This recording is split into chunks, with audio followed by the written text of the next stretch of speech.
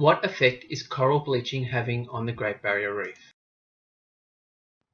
The Great Barrier Reef is approximately 2,300 kilometers long and represents 10% of the world's coral. The Great Barrier Reef is listed as a World Heritage Area and is highly valued by Australians from an environmental point of view. Australians love their holidays and view swimming and fishing as valued leisure activities. However, the Great Barrier Reef is under threat from coral bleaching. In order for coral to survive, it has a symbiotic relationship with a specific kind of algae. This algae gets a home which keeps it safe from predators, and in return the coral feeds off the nutrients that the algae excretes. However, the algae is quite vulnerable to the environment, and any changes can cause the algae to stop producing nutrients, which the coral needs, to start producing a toxin that harms the coral.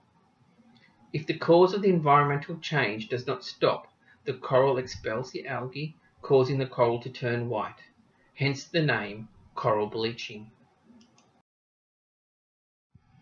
Coral bleaching is either man-made or occurs naturally, with rising water temperatures causing the most damage to coral over greater distances. This is because the ocean temperature only has to rise 1.5 degrees higher or lower for more than 6 to 8 weeks for coral bleaching to occur, and global warming is the main cause of this. Other man-made causes of coral bleaching are changes in the water salinity from stormwater runoff or an increase in water sedimentation from coastal development. However, not all causes of coral bleaching are caused by mankind. There are natural causes such as hurricanes or large storms that dumps large quantities of fresh water into the ocean, which changes the pH level of the water, thus causing coral bleaching. The Great Barrier Reef suffers some form of coral bleaching every year, whether it be mild, where the coral recovers, or severe, where the coral dies. Between 1985 and 2011, 0.3% of the entire Great Barrier Reef's coral died off completely due to coral bleaching.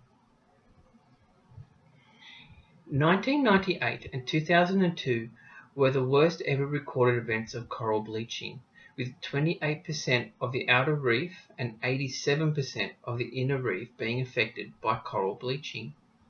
However, only the inner reefs were severely affected. The cause of these two coral bleaching events were from a rise in the water temperature due to global warming. In 1987, the Great Barrier Reef Marine Pact Act was created, and in 2007 it was amended, stating that a report of the Great Barrier Reef would be made to the government every 5 years for review. The purpose of this act is to manage and make recommendations about how best to ensure the sustainability of the reef ecosystem.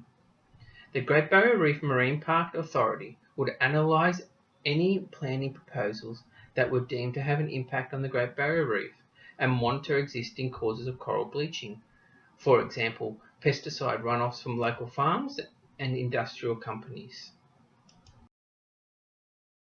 Most causes of coral bleaching can be attributed to mankind. For example, the rise in sea temperatures can be attributed to global warming, or an increase in the sedimentation due to coastal development, which are both man-made.